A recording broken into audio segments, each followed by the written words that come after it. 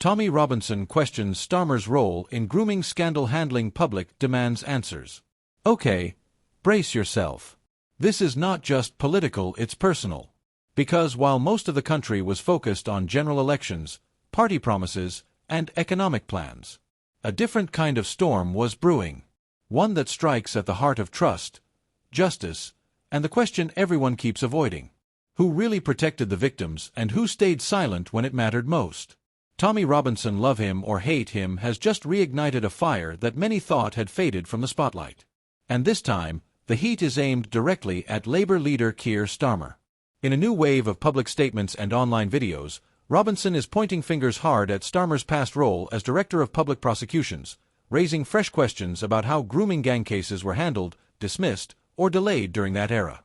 He's not making formal allegations, but he is pressing the issue with one explosive theme. If you were in charge, why weren't more people held accountable? And now, millions are watching, asking the same thing. Here's what we know.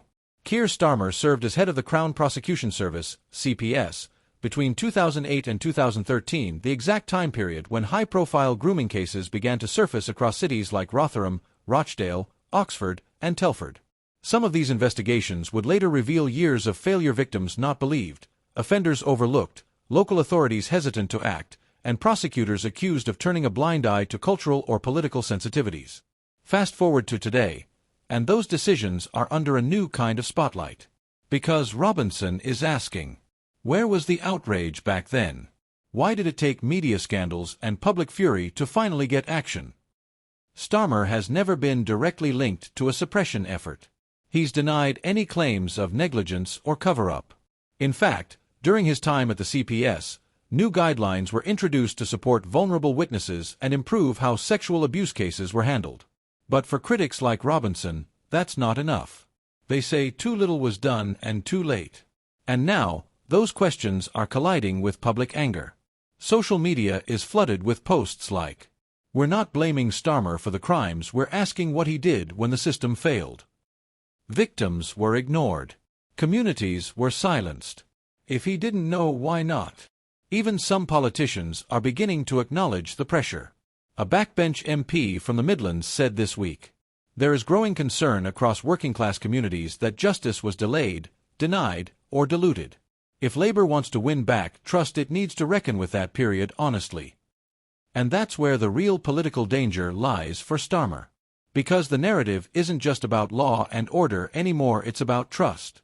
If the public starts believing that powerful people looked away when it was politically inconvenient, that belief sticks, especially in communities where scars from those scandals have never healed. Let's not forget the grooming scandals weren't just failures of justice. They were failures of courage. Whistleblowers were punished. Survivors were sidelined. And local authorities were more worried about not offending than protecting children.